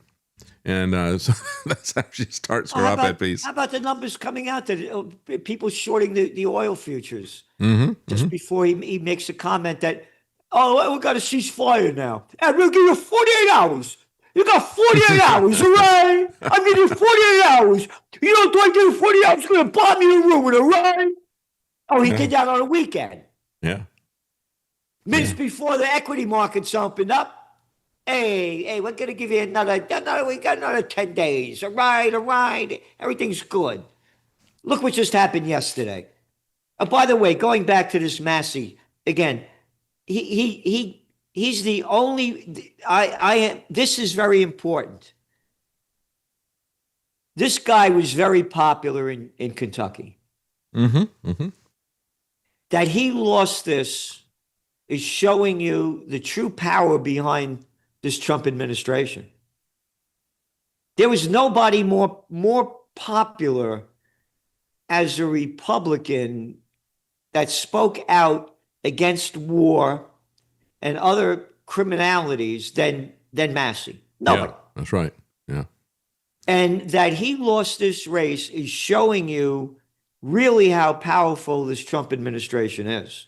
And corrupt. I don't believe the that's vote right. Corrupt as can be in front of your eyes. Yeah. I don't believe the election returns, quite frankly, because you look at what's happening. We're supposed to believe that he's ahead until the last minute, and then all of a sudden the polls flip. And when you look at the vote totals, as some people pointed out, Massey's vote totals are up by 19%, but the overall votes are up by 356%. So you've got all these, we're supposed to believe, according to some of these earlier polls, that for the under 55, Massey had anywhere from, I reported yesterday, I think it's something from 17-point lead to a 56-point lead. And then when you get to 55 and older, it suddenly starts to go the other way, but not by as large a margin. But and when we talked about that, and Lance pointed out, he said, well, it's where these people are getting their news. You know, that generation is getting their news from Fox News. But I think that when you look at this, if it goes up by 356%, as Gard Goldsmith commented, he said, so we're supposed to believe that all these boomers who are getting their news from Fox never participated, but they all came out of their caves to vote for Ed Gallrein. I don't buy that. I think all this stuff is corrupt. Regardless of the why, it's all I'm saying to show the power. Oh, I agree. Yeah. The power Forgetting to rig about the the election. why it happened, what's this or what's that. Yeah. It's the end result. That's right. The power to That's rig all the that elections counts. and to get away with it is the way I got see it. Yeah. And I'm saying the power of this. Yeah. Number two, they keep coming out about how low his popularity rating is. Mhm. It was about 37%. Yeah. All right. Yeah. What's that? The clown over there, Harold Merz over there in Germany. Oh, yeah. Fred Mertz. Yeah. What is it? About 15, 16%? Yeah. Yeah. That little Catson Macron over there in France with a pecker the size of this pencil if he has one. What is his? Around 12, 13, 14%. Yeah. Little nobody Starmer over there in the UK. Yeah. Same thing. Under 20% popularity rating. And they stay So- in. Yeah. But I'm just saying, look how low their popularity ratings are. They're still in office. And you got Trump double that, more. Yeah, that's right. So I'm telling you, as much as there's the we hate Trumps, this guy knows how to keep this game going. And so when the midterm elections come up, they're 6 months away. Anything could happen between now and then. And he will do everything he can to have all the power he can. No, I agree. Yeah, I agree. They know how to rig the elections. I mean, we go back and we look at what happened in France, for example, Gerald. The Nationalist Party that was there, that was rising up. First, you saw it reflected in the European Union Parliament races, and they had a major victory there that got them worried about their national elections in France, and they did better in the first round of their elections, and then when they get to runoff, their popularity actually went up, but their vote totals went down. And the reason that happened was because Macron and his people did a deal with every other political party. They said, I tell you what, whenever we'll take a look at it, whichever one of us is ahead will stay in the race, but all the other political parties will drop out so that Le Pen's party can't get a majority. And that's what they did. They all coalesced around, they conspired together to make sure that one political party couldn't succeed. They're doing the same type of stuff in Germany with AfD. Yep. And so you see this over and over again. They know how to play the levers of power. They have rigged the game. And I think part of what you're seeing here, and it may be part of what they're trying to do, is the gerrymandering that is going on. They're doing that like they have never done it before. And I said, whenever I talk about the elections, I said, even before you count the votes, if they're able to pick who's going to be on the ballot, if they're able to shut down the debates, or if they have debates, pick who's going to be able to participate in them, keeping out any independents and third parties, if they control all of that stuff, and they do with the gerrymandering, then you don't really have a chance. It's like a jury trial anymore. Again, it's what they spent $32 million to wipe out Massey. Yeah. And you don't have any money, you don't run. It's again, this is fascism. It's the merger of state and corporate powers. Again, we have all the articles in the Trends Journal, one after another, week after week. Matter of fact, there's one in here too. That was when I was running for office, when I was working with the Libertarian Party. That would be always the first and usually is the last question, because we didn't have anyone. They'd say, how much money have you got? That'd be the first thing to report. If they'd talk to us, they'd say, how much money have you got? And it's like, I don't have any money. I got some ideas, but we're not interested. Yeah.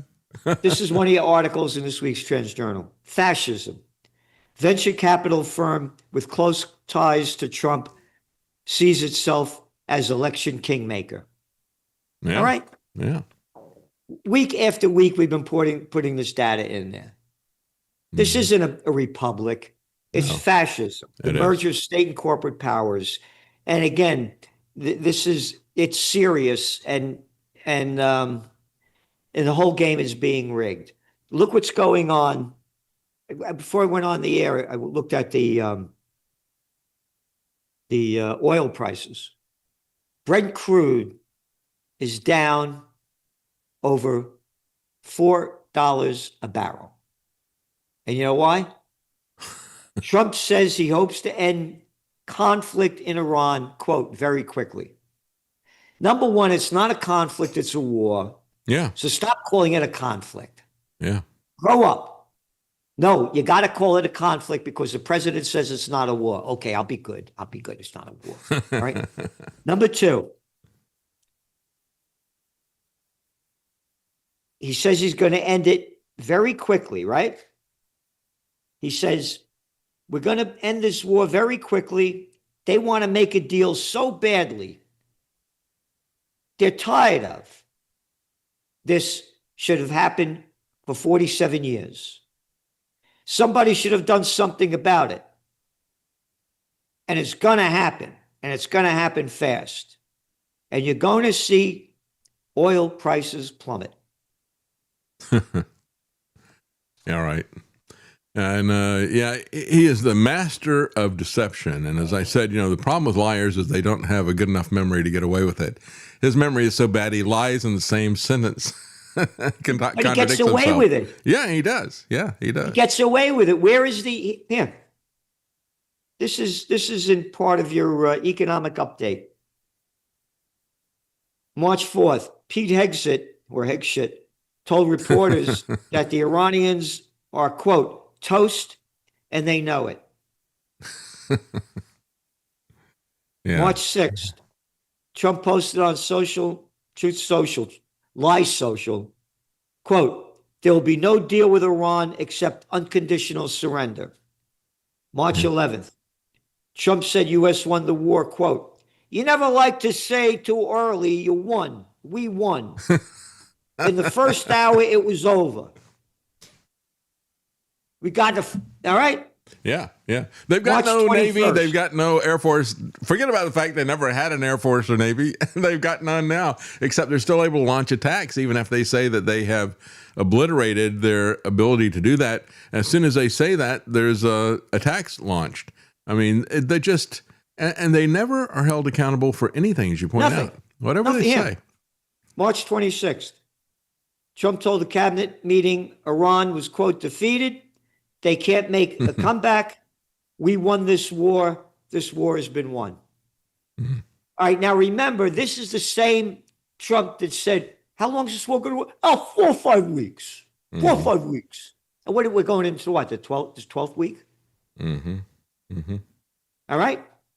Then you got, again, he keeps making these statements, and the facts show that before he made these statements a number of times, people shorted the futures markets in oil. Oh, yeah, absolutely. Yeah. Yeah, that's one of the things that Mona Charen talks about. She talks about that, and she talks about, well, let's take a look at the massive conflict of interest. You know, he buys a bunch of stock in NVIDIA just a few days before he says, okay, now you can sell all your chips to China. Yeah. And he does the same thing with company after company. He's got a big contract he's going to award to Palantir, so he buys a bunch of stock in Palantir and then announces it. It's the most obvious conflict of interest and corruption you could possibly have. And then when you look at this deal that he has set up for $2 billion that he's going to hand to himself, again, he is sitting on both sides of the table in this deal. He brings a lawsuit, and then he tells his employee, Todd Blanche, settle and give me $2 billion instead of the $10 billion I'm asking for. It's just unbelievable, isn't it? I'm looking at it and it's like, what kind of a universe am I living in here? It's like the Twilight Zone. It really is. Yeah. Eric Trump joins trip to China while company with links to him and Trump family seek deal with Chinese chip maker. Mm-hmm. That's an article in your Trends Journal this week. Company tied to Trump's son wants more funding for more mine projects. Mm. All right? Yeah. Trump Jr. tries to cash in on patriotic capitalism. One after another. Yeah, patriotic capitalism. Can you believe this? It's called Fascism. war.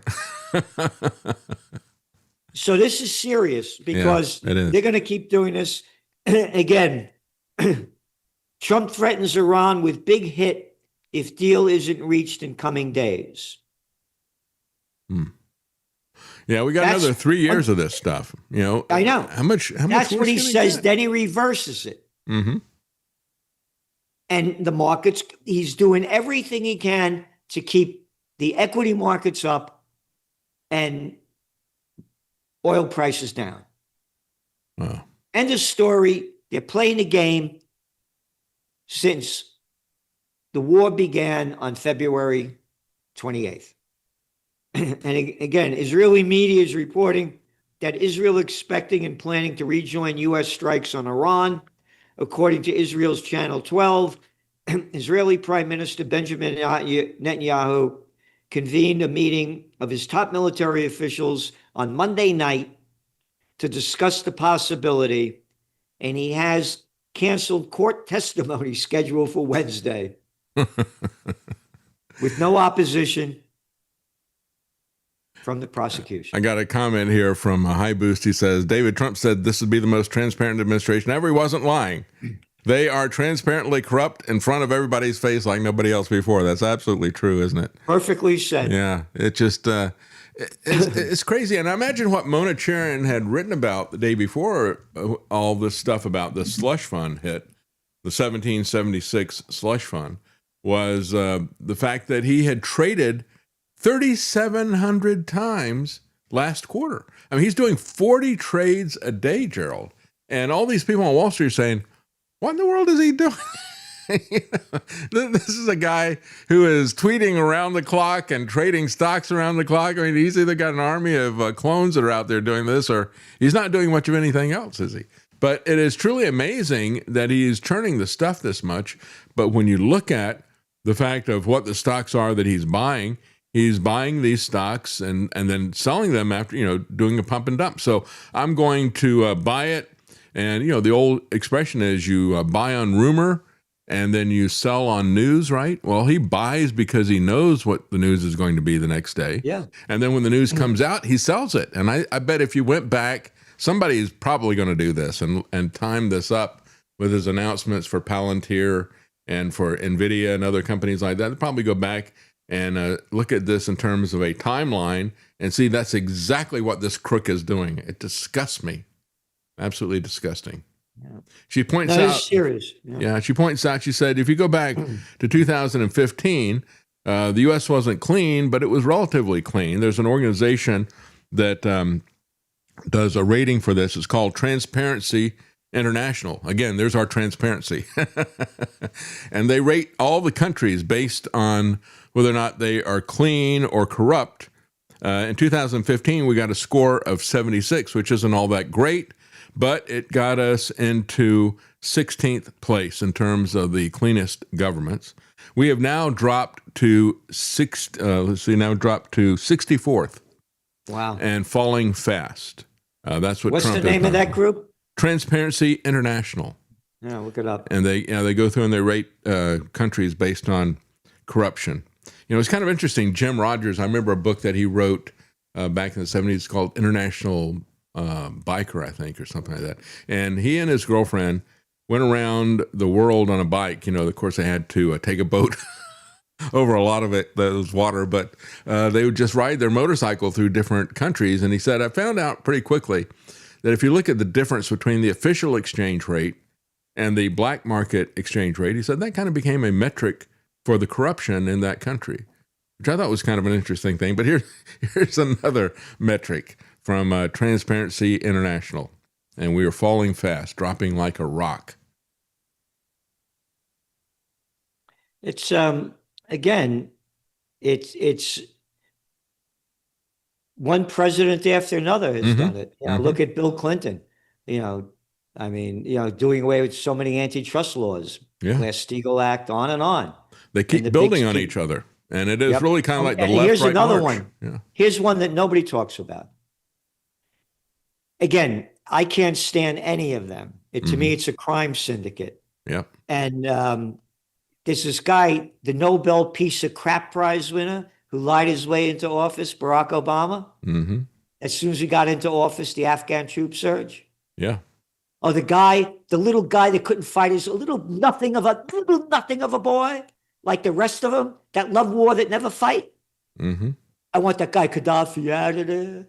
Oh, the guy quoted in the book, double down, I'm really good at killing people. Yeah. That lied his way into office as a peace president. You ready for this one? The woman mentioned 2015. Let's go to 2016. What did Obama do? Once upon a time, the energy companies, the gas and oil companies, were not allowed to export our oil in America. It's the oil of the American people. It's our country. Obama did away with it and allowed them to export. Well, be careful when you say stuff like that, Gerald, because that got Mossadegh killed and thrown out in Iran when he said, "Hey, that's Iranian oil, and you can't tell us what to do with it." That's when the CIA and Mossad threw him out and put in the Shah. That's right. Yeah. That was Mohammad Mossadegh, 1953. Yeah, so be careful about that. Yep. They could get you killed saying that. I wrote about that in my book, Trend Tracking, far better than Megatrends, Time Magazine. The Iranian conflict broke out. That's when I became a political atheist. Because what you just said about Mossadegh, 99.999% of the people never heard of. Yeah, yeah. Every time Trump and these Zionists talk about this stuff, it's always 47, 47, 47. I said they need to 86 this 47. So I don't want to hear any more about 47 years of Iran. Our history with Iran goes back 73 years. It goes back to the overthrow of their elected government, our imposition of a totalitarian king, and the training of his secret police to ferret out any opposition, torture, and kill them. Yep. The Savak, the secret police that made the SS look good. Yeah. And they didn't release the full data until around 2013 of the telegrams that went from Winston Churchill, a fat little ugly stupid slob. Drunk. Who gave us World War I and World War II, that people look up to, just like they look up to the other clowns, and Kermit Roosevelt, Theodore Roosevelt's grandson.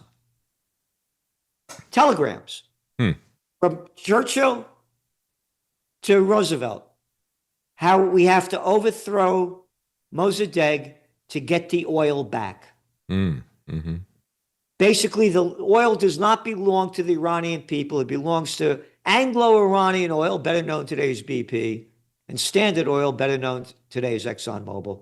I wrote about it in this book. So going back, no one's talking about how Obama, a little boy of nothing that's worth what, about $50, $60 million now? That's right. Yeah, yeah. All right? Yeah. How he was the one that did away with the regulation that the oil and gas in the United States should not be sold outside the country.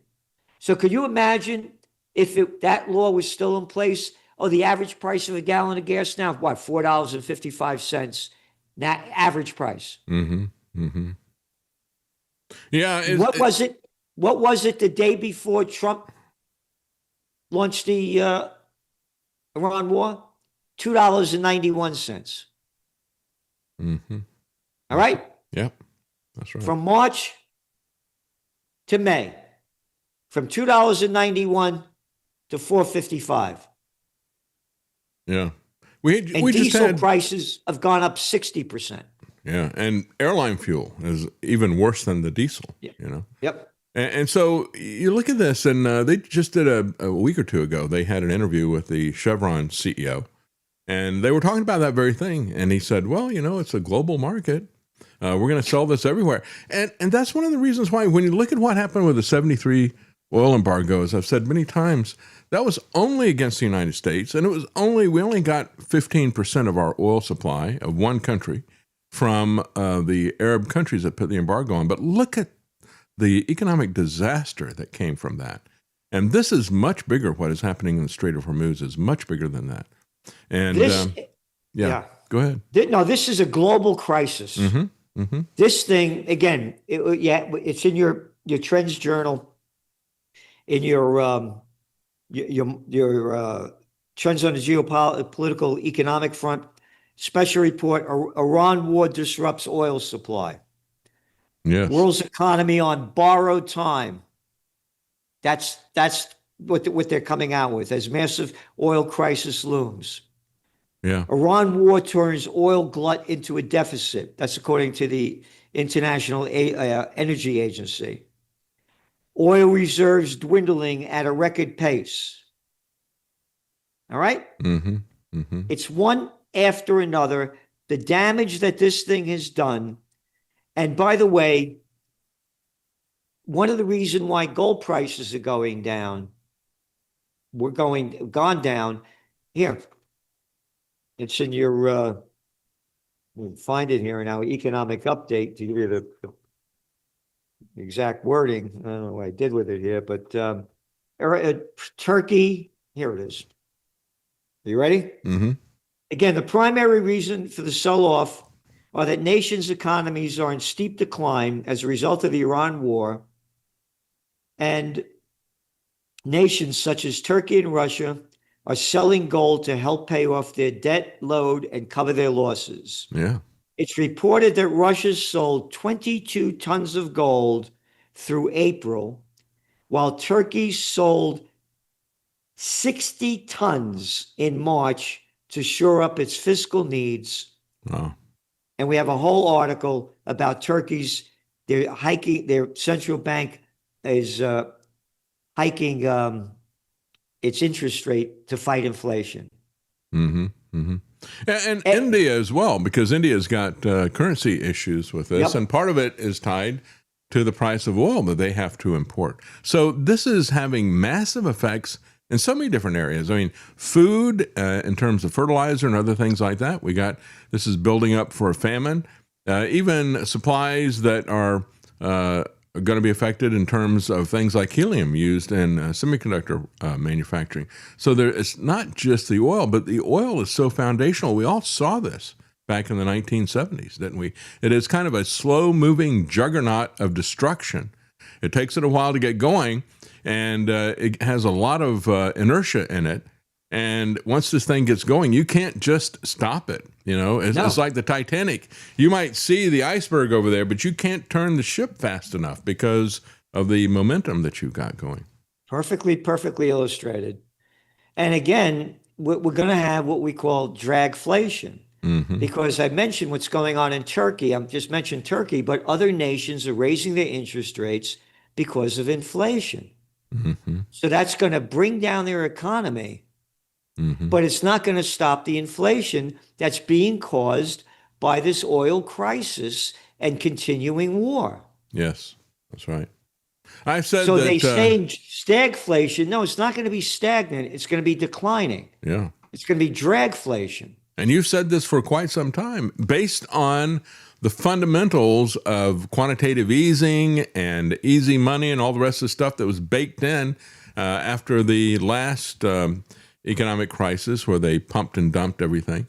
So the trends that are there, these fundamental issues, forget about what Trump is saying on any given day, giving people false hope about this or that, and then changing it the next day. Just like he changes the tariffs, he changes his war prognostications and so forth. But it's the fundamental trends in terms of what they have done and what they've been doing and how they're accelerating that people need to take a look at.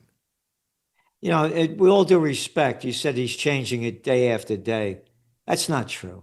He's changing it minute after minute. Yeah, right. Yesterday he said, we're going to have a peace deal. Then he comes back, you don't want it, we're going to attack you. Yeah. I mean, every day, minute by minute, year after month after month, day after day, week after week, he keeps changing it and changing it. No, this is serious. We are in the most serious times of our lifetime. I agree. Yeah, we talk about the fourth turning and the timing and how about every 80 years we have this massive economic issue. People lose trust in their institutions. Usually the fourth turning begins, the fourth generation begins with people moving against these institutions. There's a financial crisis, usually followed by war. The previous one was the Great Depression and World War II. And I said, Trump really is kind of a one-man fourth turning. He has eroded everybody's trust in everything and doing the best he can to erode that. He is dragging us into war, famine, pestilence, depression, all of this stuff. He can do it all by himself. Isn't it amazing? Yeah. It's like he's got a button for it. Here's your beginning of the economic update. You said about Trump? Mm-hmm. Again, as we have detailed and continue to detail by pure facts and indisputable data, the illegal Iran war launched on 28 February by just two politicians, President Donald Trump and Israeli Prime Minister Benjamin Netanyahu, has inflicted severe socioeconomic and geopolitical damage across the globe. All right, you got it? Yeah. Two guys. That's right. Two arrogant pieces of scum. Two guys have done this to the whole world. Yep. Two guys. That's right. And they're kind of mirror images of each other. When you look at Netanyahu, look at all the corruption charges that he's fighting. Look at how he has tried to rig the political system and successfully doing it. just like Donald Trump, he has rigged the political system of Israel. He's got a lot of opponents who've been coming after him for obvious corruption, and yet he keeps going and going and going. They're like the Ever Ready Bunny, both these guys. This is serious. The two people, where the hell are the people of the world? Yeah. How the hell can you be so gutless to let two people do this to you? Yep. I agree. Truly. And then talk about corruption. Hey, how about both of these guys' kids, right? Oh, Netanyahu's kids living the life of the high life down in Miami, while Trump's kids are making billions of dollars. Hey, they're not going to war. Yeah. That's what Mona Charen points out. He says, hey, I'm not putting the stuff in a blind trust. I let my family do this. And she said, that is the very definition of conflict of interest. It is not, you haven't escaped the conflict of interest because you got your family doing this. It is a crime family. And you look at... The people are going broke in front of everybody's eyes. The country's turning to crap. The roads are a joke. Yep. Boom, boom, boom, boom, boom, boom, all over the place. Trump and doesn't crap. care. A stupid old thing. The subway in New York, a night in Calcutta. Yeah. Oh, go to China. Boom, boom. More money for war. And he doesn't care at all. The defense budget by $500 billion. I said that last February. Now I'm going to add another $500 billion. All right? I'm full of crap. I'm Trump.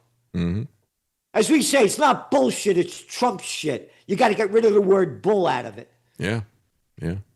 And he doesn't even try to hide it anymore. He doesn't even try to hide his elitist contempt for Americans. I don't care about American finances. The other thing that was interesting about that, besides the outrageous contempt, Gerald, was the fact that he's saying, we've I don't know if we go to get this nuclear dust, whatever that's supposed to be. We can do it. We don't have to do it. It'd basically be a PR thing, but he's going to kill people. He's going to hold everything up for a PR stunt. Yep. And at the same time, his whole quote unquote conflict that he wants to call it, his whole war that he started, is based on the fact that there was an imminent threat. If it's nothing but dust, and as he points out, we've got cameras on that and nobody's going near it, well, then how can you sell the idea that there was an imminent threat? I mean, it's all just contradictory lies. He's contradicted by the actions that are happening. He contradicts himself with his own words, as you point out several times the same day, It's amazing. Trump said on Monday that he ended plans for a scheduled attack of Iran tomorrow because leaders of Qatar, Saudi Arabia, and the United Arab Emirates asked him to do so. And then we write, before he spewed this out on Monday, Trump told Axios, quote, the clock is ticking for Iran, and warned that if they don't agree to his deal, quote, they're going to be hit much harder. What? Same day. Yeah. Earlier in the day, he told the New York Post, Iran knows, quote, what's going to be happening soon. And later in the day, he said at the White House, we're getting ready to do a very major attack tomorrow. Right? So as I said to you, no, not day after day, minute by minute, he keeps lying. Yeah, that's right. Truly is amazing. It is so sad to see this happening to our country. It's turning into a banana republic right before our eyes. And I guess we need to call the GOP, start calling them banana Republicans. Problem is, we're not going to be able to afford any bananas because he doesn't like getting stuff from foreign countries. It doesn't matter. We don't grow bananas here. I'm going to punish the people who sell you the bananas. Thank you so much for joining us, Gerald Celente. And again, the code NIGHT will get you 10% off of Trends Journal. It is an excellent publication. It is vital to be informed because there are things that you can do as an individual to try to mitigate some of this destruction. We can't escape it totally, and we can't keep these people accountable as we see yesterday. But there are some things that you can do if you know what is happening and you see some of the opportunities. You know why gold is moving the way that it is moving and that type of thing. So again, thank you so much for joining us, Gerald Celente, trendsjournal.com. Don't forget the code NIGHT. Thank you. Thank you.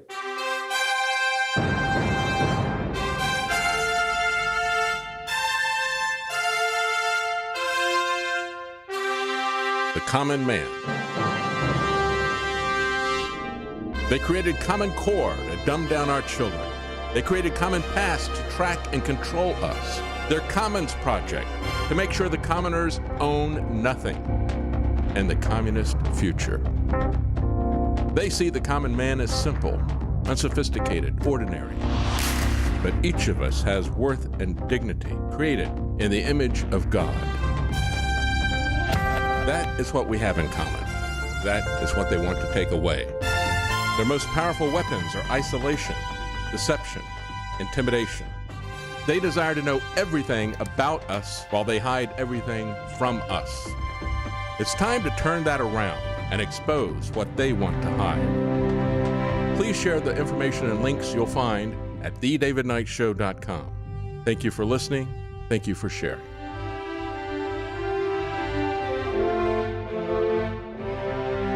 If you can't support us financially, please keep us in your prayers. thedavidknightshow.com.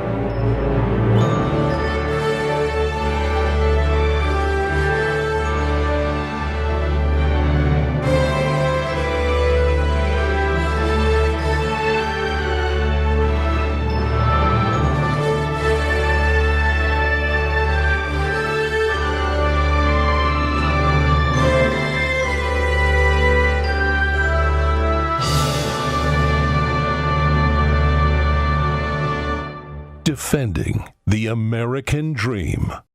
You're listening to The David Knight Show.